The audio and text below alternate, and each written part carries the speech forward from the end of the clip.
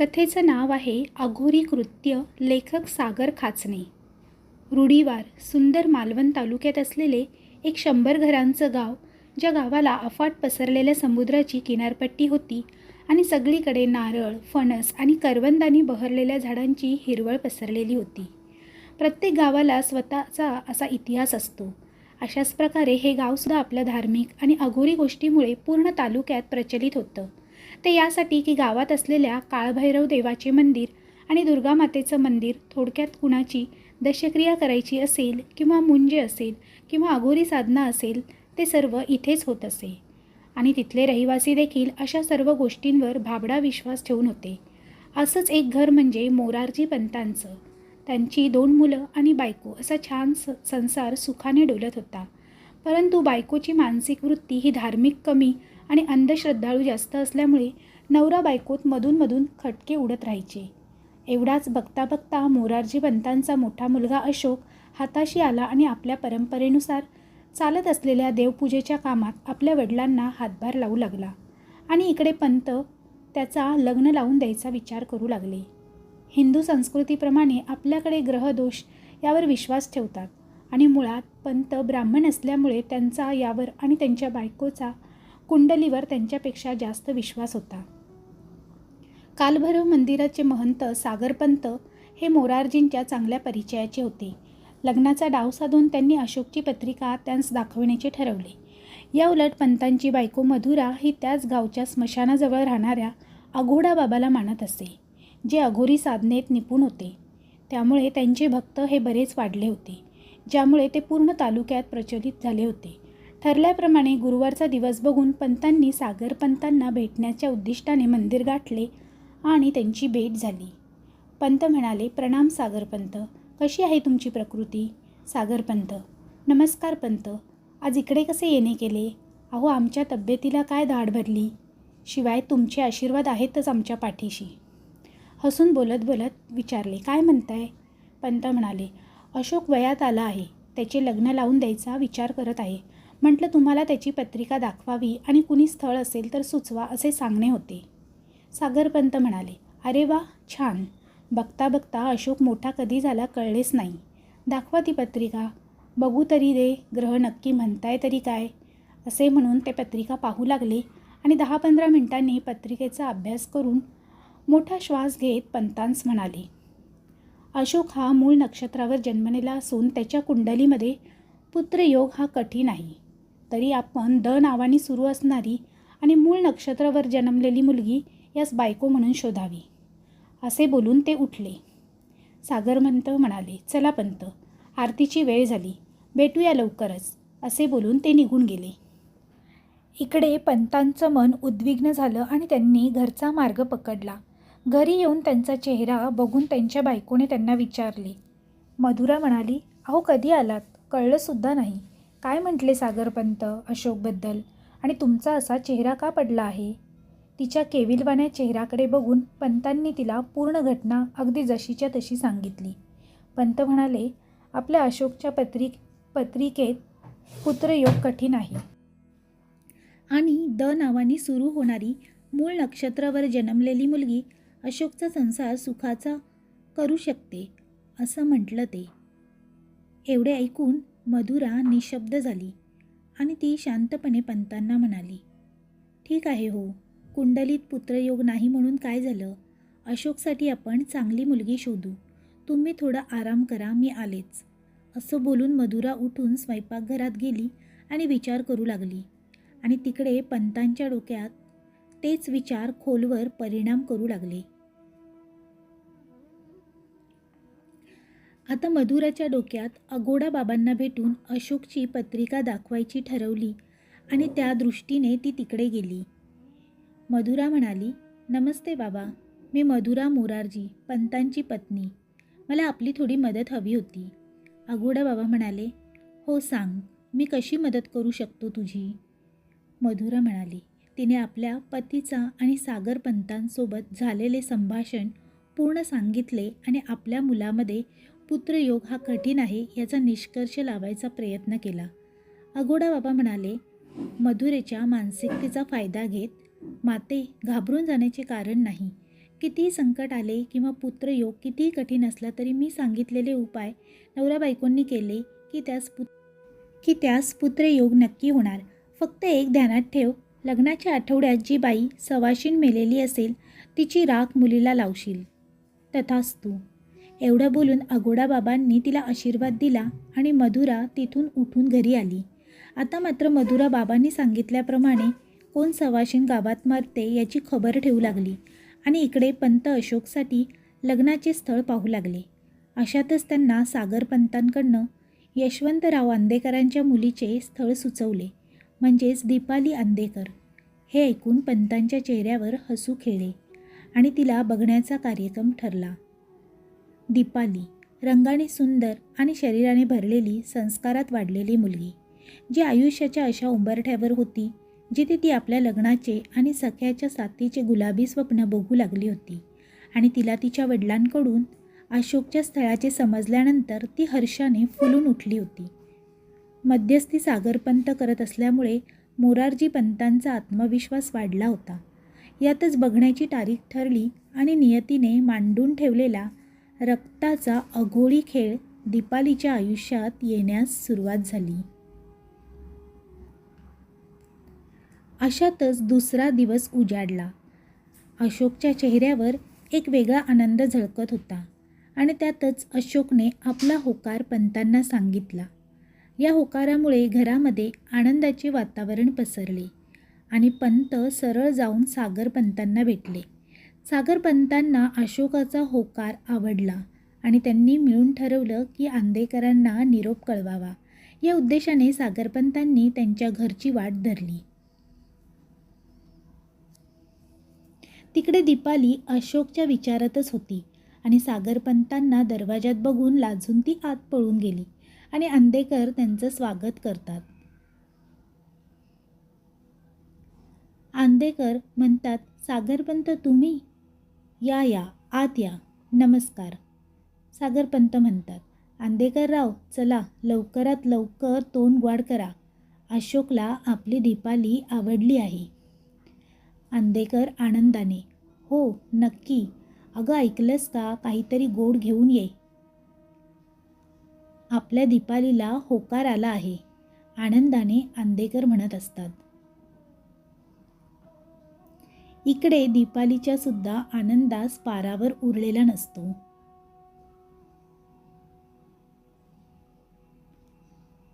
बाकीची चर्चा करून सागरपंत तिथून परतले आणि मोरारजी पंतांना तिथला पूर्ण वृत्तांत कळवला आणि 2 आठवड्यानंतरचा गुरुवारचा वार कुंकवाचा कार्यक्रम ठरला. आता एकीकडे अशोक आणि तिकडे दीपाली, दोघांच्या मिलनाची ते दोघेही स्वप्न रंगवू लागले.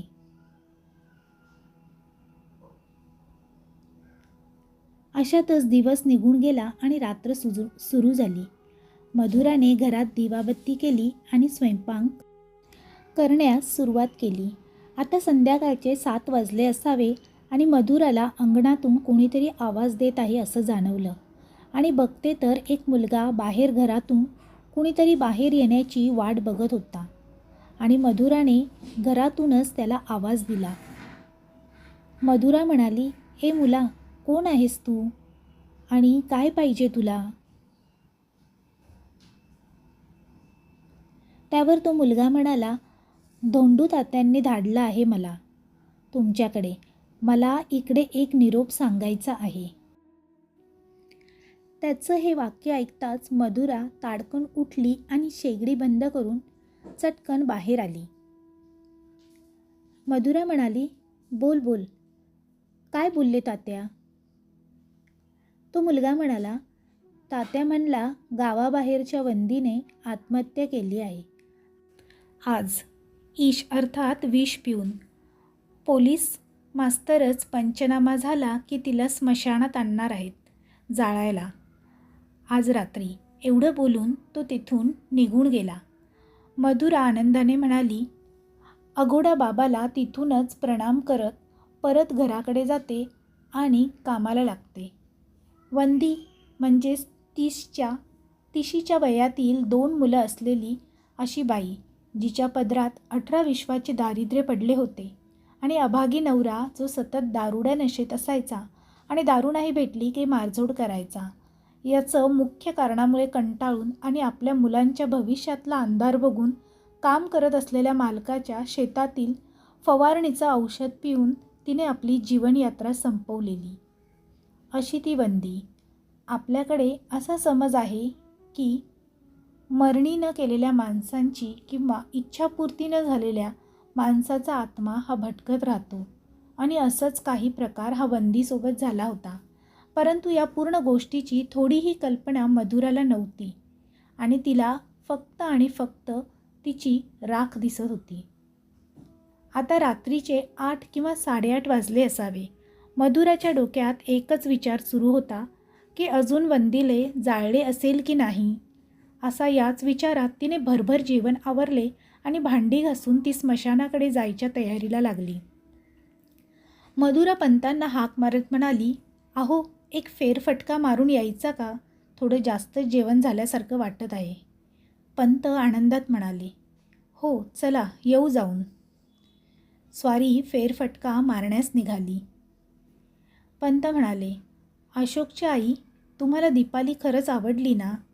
आपल्या अशोकला शोभते ना ती? आपण सांगितलेल्या होकारावर तुम्ही खुश आहात ना?" यावर मधुरा हसत हसत म्हणाली, "अहो हो हो, जरा सावकाश प्रश्न विचारा." मधुरा म्हणाली, "हो, मुलगी छान आहे आणि आपल्या अशोकचा संसार सुखाचा करेल. परंतु काय हो, कुंडलीमध्ये सांगितल्याप्रमाणे खरंच जर मुलगा नाही झाला तर तुमचा वंश कसा पुढे जाणार?" पंत म्हणाले, "नको एवढा विचार करूस. आजकाल विज्ञान एवढं पुढे गेले आहे की काही ना काही मार्ग नक्की निघेलच." त्यावर मधुरा म्हणाली, "ते तर झालेच हो. मी काय म्हणते, आपण त्या स्मशानाकडे राहणाऱ्या अघोडा बाबांना एकदा भेटायचं का? ते काय म्हणतात याची पुष्टी करून घेऊ." त्यावर पंत रागाने म्हणाले, "मधुराबाई, डोकं फिरलं आहे का तुमचे? अघोरी असं काही नसतं. आणि पुन्हा असे काही वंगाळ बडबडलात आणि काही अशुभ झाले तर गाठ माझ्याशी आहे." पंत चिडत त्यांना म्हणाले. मधुरा म्हणाली, "मला तसं म्हणायचं नव्हते हो." त्यावर पंत म्हणाले, "असू द्या, काही नका बोलू आणि चालायला लागा." मधुरा म्हणाली, "अय्या, बोलण्याच्या नादात स्मशानापर्यंत केव्हा पोचलो कळलेच नाही." पंत आतमध्ये जळत्या चितेकडे बघून म्हणाले, "कोणीतरी आज देवाघरी गेलं वाटतं. बिचारीच्या आत्म्यास शांती लाभो." असं म्हणत इकडे मधुरा आनंदाने चित्तेकडे बघत होती. मधुरा म्हणाली, "हो ना," मनातल्या मनात स्मितहास्य करत. तेवढ्यात पंतांना शेजारी राहणारे एक सद्गृहस्थ भेटतात आणि त्यांच्यात चर्चा रंगते. या संधीचा फायदा घेत मधुरा धोंडू तात्याला भेटते. धोंडू तात्या म्हणजेच स्मशानरक्षक म्हणतो, "ताई, तुम्हासनी निरोप भेटला होता का?" असा प्रश्न धोंडू तात्या मधुराला करतो. मधुरा म्हणते, "हो, तेच तर बघायला आले आहे." त्यावर तात्या म्हणतो, "हीच ती वंदी जळू राहिली आहे आत्ताच गेले तिच्या घरचे तिला जाळून. तिकडे चिता लाल रंगाच्या जाळ उसळत असतात." मधुरा नातूच्या अघोरी हव्याशा पोटी चित्तेकडे एकटक बघत म्हणते आणि काहीतरी स्वतःशी पुटपटते. तात्या असं म्हणतात, 3 दिवस आत्मा घरातच राहते, तिचा पुढच्या जन्माचा शगुन समजेपर्यंत. तात्या म्हणतो, "वय ताई." त्यावर मधुरा म्हणते, "एक काम करा, उद्या रात्रीपर्यंत तिची चित्ता गरमच राहिली पाहिजे. काहीही झालं तरी मी उद्या रात्री येईल आणि तिची राख घेऊन जाईल." त्यावर तात्या म्हणाले, "ताई, हे बरं नाही. कोणी पाहिलं म्हणजे, आणि सवाशीणबाईच्या चित्तेशी असं करणं चांगलं नाही." त्यावर मधुरा म्हणाली, तात्याच्या हातात पैसे ठेवत ती म्हणाली, "तात्या, कुणाच्या कानाला खबर लागता कामा नये. मी मध्यरात्री येईल आणि मी आले की निघून जायचं." तात्या हातात ठेवलेल्या पैशाकडे बघत म्हणाले, "वय ताई." मधुरा म्हणाली, चला मग येते आता. लक्ष असू द्या, चिता आणि राख गरमच राहिली पाहिजे. एवढ्यात पंत मधुराला आवाज देतात. पंत म्हणतात, अशोकची आई, चला आता, खूप उशीर झालाय. तिकडे का गेला होतात तुम्ही? त्यावर मधुरा म्हणते, विषयाला फाटी फोडत म्हणते, तुम्ही इकडे त्यांच्याशी बोलत होतात. म्हटलं जाऊन विचारावं कोण मेलं आणि कसं मेलं ते. पंत म्हणतात, बरं, कळलं का काही मग? मधुरा म्हणते, हो, कुणीतरी वंदू होती म्हणे. बिचारी नवऱ्याचे रोजचे मारणे आणि दारूच्या व्यसनांमुळे कंटाळून आत्महत्या केली तिनं, ते पण विष पिऊन. पंत म्हणाले, वाईट झालं हो बिचारी, परंतु सवाशीण गेली. त्यावर मधुरा म्हणाली, मधुरा सवाशीण हे शब्द ऐकताच अघोरी स्मितहास्य करत म्हणाली, हो ना. आणि दोघे घराच्या दिशेने मार्गस्थ झाले. आता मात्र घरी पोचल्यानंतर मधुराच्या डोक्यात विचार फिरू लागले, ते अघोडा बाबांना भेटून राख कशी जमा करायची आणि नक्की काय आणि कसं करायचे.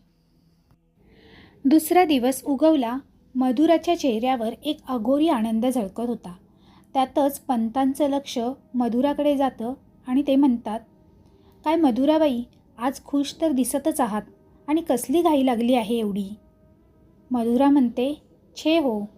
तिच्या मनात असलेल्या अघोडा बाबाला भेटण्याच्या इच्छेला सावरत त्यांना ती म्हणते, घाई नाही, परंतु कामाला वेग आणावा लागणार.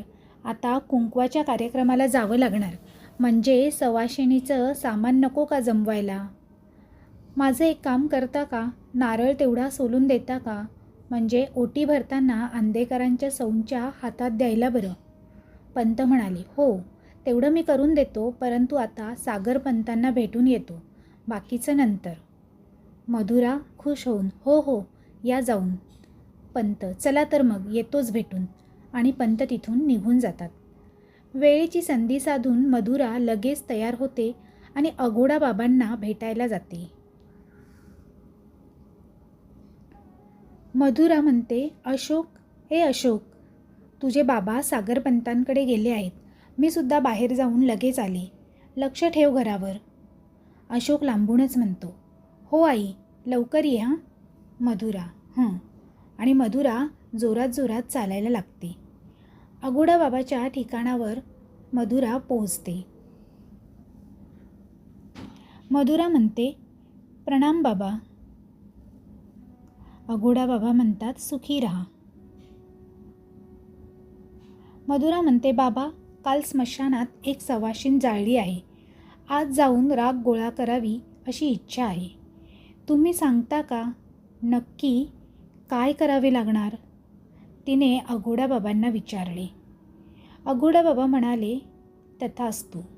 आता ऐका, तिचा सावटण्याचा कार्यक्रम झालेला नसणार, त्यामुळे तिचा आत्मा हा एकतर स्मशानात किंवा तिच्या घरी भटकत असणार आणि तोपर्यंत भटकत राहतो जोपर्यंत आत्म्याला आपल्या पुढील जन्माचा शगुन समजत नाही किंवा अपूर्ण इच्छा पूर्ण होत नाही, तोपर्यंत आपल्याला त्याच गोष्टीचा फायदा घेऊन जादूटोणा करावा लागणार. तुला सवाष्णीचा पेहराव घालून आणि केस मोकळे सोडून व कपाळ कुंकवाने भरून मध्यरात्रीच्या सुमारास अनवाणी पायांनी चालावे लागणार. त्याच वेळेस मी इकडे चक्षशूल स्वामींकडे तुझ्या इच्छापूर्तीसाठी पूजा प्रारंभ करेल. एक गोष्ट मात्र ध्यानात असू दे, स्मशानात गेल्यानंतर तुला कुणीही आवाज दिला किंवा आपला कुणीतरी पाठलाग करते किंवा कुणी आपल्याला जवळ खेचते असं जाणवलं तरी लक्ष न देता चुपचाप राख जमा करायची आणि तिच्या शिल्लक राहिलेल्या हाडाचे तुकडे जमा करून पिशवीत भरायचे आणि मागे न बघता घरी निघून यायचे. घरी आल्यानंतर ती राख घराच्या दक्षिण कोपऱ्यात, ज्याला यमाचा दरवाजा किंवा राक्षस योनीद्वार बोलतात, अशा ठिकाणी उलटा स्वस्तिक काढून त्यावर काळे तीळ टाकायचे आणि मी दिलेला मंत्र जप करायचा. यांनी ती आत्मा तुझ्या घरच्या त्या कोपऱ्यात बांधली जाईल आणि त्याचा तुझ्या घरावर वाईट परिणाम होणार नाही. अघोडा बाबा पुढे म्हणतात, प्रत्येक अघोरी पूजेला काहीतरी अघटित देणं द्यावे लागतं. तू काय देऊ शकतेस? मधुरा एवढं सगळं ऐकून थरकाप उडालेला असताना म्हणते, बाबा, हे कठीण दिसतंय हो, आणि हे सगळं मी माझ्या परिवाराच्या आणि अशोक आणि दीपालीच्या सुखासाठी करते. बाबा म्हणतात, होय, परंतु काहीच न देता तुझी इच्छापूर्ती शक्य नाही. मधुरा म्हणते, तुम्हाला जे बरं वाटेल ते. बाबा म्हणतात, काळजी करू नकोस. जोपर्यंत मी आहे तोपर्यंत तुझ्या कुटुंबाला कसलाच धक्का लागणार नाही. मधुरा म्हणते, धन्यवाद बाबा. बाबा म्हणतात, मी सांगितलं तसं कर आणि मला एक कोंबडा आणून दे नरबळी देण्यासाठी. जमेल तुला? मधुरा म्हणते, हो बाबा, मी पाठवून देते. एवढे बोलून ती बाबांच्या पाया पडून तिथून उठते. बाबा तिला तथास्तु म्हणून आशीर्वाद देतात. फक्त अघोरी हवाशापोटी आता मात्र मधुरा मनातून पूर्ण घाबरलेली आणि घामाघूम झालेली आणि चालत घरी जात असते. आणि घरी पोचताच मधुरा म्हणते, अशोक, मी आले रे. बाबा आले का? अशोक म्हणतो, नाही आले अजून. मधुरा म्हणते, बरं ऐक, तुला मी काम सांगणार आहे जे तुला बाबांना न सांगता तुला करायचे आहे. करशील ना? त्यावर अशोक म्हणतो, हो आई, सांग ना. मधुरा म्हणते, त्या खाटीकवाल्याच्या मुलाला तू ओळखतोस ना? अशोक म्हणतो, हो आई, का गं, काय झालं? त्यावर मधुरा म्हणते, त्याच्याकडून एक कोंबडा घेऊन स्मशानापलीकडे राहणाऱ्या अघोडा बाबाला देऊन येशील का? मी तुमच्या सुखी संसारासाठी तेथे मागणे घातले आहे. अशोक म्हणतो, आई, हे चुकीचे आहे. परंतु मनात सुखी संसाराचा चांगुलपणा बघून स्वार्थी मनाने वेळ घेऊन बाबांना समजलं तर असं विचारतो. मधुरा म्हणते, नाही सांगायचं, तू जा, ते येण्याच्या आत देऊन ये. अशोक पण म्हणतो, हो हो बोलून तो तिथून निघतो आणि मधुरा इकडे रात्री स्मशानात जाण्याच्या विचारात डुबून बाकीचे काम करण्यात गुंतून जाते. एकीकडे आंदेकरांच्या घरीसुद्धा वर्दळ वाढलेली असते आणि दीपालीसुद्धा आपल्या कामात आणि अशोकरावांच्या विचारात असते. दीपालीला किंवा पंतांना किंवा आंदेकरांना या गोष्टीची काहीच कल्पना नव्हती की आपल्या सोन्यासारख्या मुलीच्या आयुष्यात असा अंधार लिहिलेला असणार. इकडचे तिकडचे काम करण्यातच दिवस निघून जातो आणि संध्याकाळ होते. एकीकडे पंतांची भेट सागर पंतांसोबत झालेली असते आणि अशोक जाऊन अघोडा बाबाला कोंबडा देऊन येतो. आता मधुरा मध्यरात्रीची वाट बघत असते. बघता बघता जेवणे खावणे आवरते आणि जवळपास 11च्या सुमारास घरातले सगळे झोपले आहेत याचा सुगावा घेत मधुरा तयारीला लागते. हिरवी साडी आणि कुंकवाने भरलेला मळवट आणि हातात एक कोयता घेऊन ती चालायला लागते. हळूच घराच्या बाहेर जाऊन आवाज न करता दरवाजा बंद करताच मधुरा स्मशानाचा रस्ता धरते. तिच्या अघोरी वृत्तीमुळे ती रात्र भयंकर झाली होती. चंद्रकोर जरी असली आणि हवेत छान गारवा जरी असला तरी अघोरी कार्यामुळे ती हवा जणू शरीराला झोंबत होती आणि मनात थरकाप उडालेला होता. अशातच मधुरा स्मशानजवळ पोचते आणि धोंडू तात्याशी तिचा संवाद होतो. इकडे धोंडू तात्यांना मधुराला बघताच क्षणी थरकाप उडतो, परंतु पैशापोटी तो शांत राहतो आणि बोलतो. धोंडू तात्या बोलतो, ताई तुम्ही? मधुरा म्हणते, होय तात्या, मी म्हटलं होतं ना मी उद्या येईन म्हणून. सांगितल्याप्रमाणे चिता गरम ठेवलीत ना? तात्या म्हणतो, होय ताई. त्यावर मधुरा म्हणते, ठीक आहे, आणि त्याच्या हातावर पैसे टेकवत त्याला म्हणते, या आता तुम्ही, आणि लक्ष असू द्या की कोणी इकडे येणार नाही याची. एवढं बोलून मधुरा चित्तेकडे अघोरी नजरेने बघत चालत जाते. ठरल्याप्रमाणे अघोडा बाबा तिकडे कोंबड्याचे बळी चढवतो आणि चक्षशूल स्वामींच्या पूजेला लागतो. शांतता पसरलेल्या भयान रात्री एकीकडे मधुरा चितेकडे जाऊन कोयत्याने मोठी लाकडे आणि राख वेगळी करण्यात गुंतून जाते आणि दुसरीकडे अघोडा बाबा नरबळी दिलेल्या कोंबड्यांच्या रक्ताने चक्षशूल स्वामींची पूजा सुरू ठेवतो. आता मात्र संपूर्ण गावात भरती आलेल्या समुद्राच्या लाटांचा आवाज व अघोडा बाबांच्या मंत्रांचा विकृत ध्वनी आणि अघोरी ईर्षेने पेटलेल्या मधुराच्या कोयत्याचा आवाज संपूर्ण गावात शांतता भंग करत असतो. बघता बघता मधुरा चितेवरची अर्धवट जळालेली लाकडे बाजूला करते आणि एवढं करताना आता आपल्याला काहीच होऊ शकत नाही या अतिविश्वासाने ती आपल्या कामाचा वेग वाढवते. मात्र तिला या सगळ्यात एका गोष्टीचा विसर पडलेला असतो, तो असा की वंदीने आत्महत्या केलेली असते आणि तिचा सावटण्याचा कार्यक्रम झालेला नसतो. अशातच अचानक स्मशानात असलेली चिंचेची, कडुलिंबाची आणि वटवृक्षाची झाडं जोरजोरात हलायला लागतात आणि स्मशानाबाहेरची कुत्रे भुंकायला लागतात. रडण्याचा विकृत आवाज ही सर्व अचानक बदललेली परिस्थिती मधुराच्या लक्षात येते आणि तिचा एकदम थरकाप उडतो. परंतु अघोरी अशेपोटी ती या सर्व गोष्टींकडे दुर्लक्ष करते आणि कामाला लागते.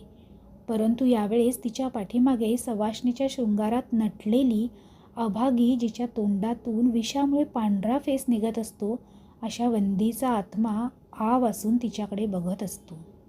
या सर्व प्रकारात आघोडा बाबाच्या मंत्रोपचारांमुळे ती आत्मा मधुराला काहीच करू शकत नाही. आता मात्र राग गोळा करून मधुरा एका पिशवीत भरते आणि बाबांनी सांगितल्याप्रमाणे मागे न बघता घराचा रस्ता धरते. जशी जशी ती पुढे असते तसा तसा वंदीचा आत्मा तिचा पाठलाग करत तिच्या मागे तिच्या घराकडे निघतो आणि रस्त्यात असलेले कुत्रे हे मधुराला बघून किंवा वंदीच्या आत्म्याला बघून दूर दूरवरून भुंकत असतात. अशातच रात्रीचे 3 वाजलेले असावे. मधुरा घराच्या अंगणात पोहोचते आणि दरवाजाकडे मार्गस्थ होते आणि तिच्या मागे मग वंदीसुद्धा. परंतु वंदीच्या प्रवेशाने अंगणात असलेल्या तुळशी वृंदावनातला दिवा विझतो आणि शुभ कार्याची सुरुवात होण्याच्या आधी दुःखदायक अघोरी वर्तनास सुरुवात होते. आता हळूच घराचा दरवाजा उघडत मधुरा घरात प्रवेश करते आणि सोबत जमा करून आलेली राख इकडे तिकडे न ठेवता बाबांनी सांगितल्याप्रमाणे घराच्या दक्षिण कोपऱ्यात उलट स्वस्तिक काढून ठेवलेल्या ठिकाणी ठेवते आणि चक्षशूल स्वामींच्या मंत्रांचा जप करते, ज्यामुळे वंदी ही त्या कोपऱ्यात बंदिस्त होते व मधुरा निर्भिस्त होऊन बाबांना प्रणाम करून झोपायला जाते. ते म्हणतात ना, शुभ कार्य घरात सुख शांती घेऊन येते आणि अघोरी कृत्य हे दुःख आणि फक्त दुःख याचीच सुरुवात आता झाली होती. क्रमशः पुढील शेवटचा भाग लवकरच येईल. तोपर्यंत जर तुम्हाला ही कथा आवडत असेल तर कमेंट बॉक्समध्ये कमेंट करून नक्की कळवा.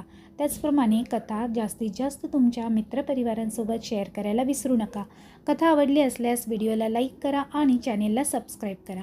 तसेच बेल आयकॉनवर क्लिक करून ऑलवर सेट करा, म्हणजे तुम्हाला नवनवीन व्हिडिओचे नोटिफिकेशन लगेचच मिळतील. पुन्हा भेटूया अशीच नवीन कथा घेऊन. तोपर्यंत सर्वांना धन्यवाद. Bye bye.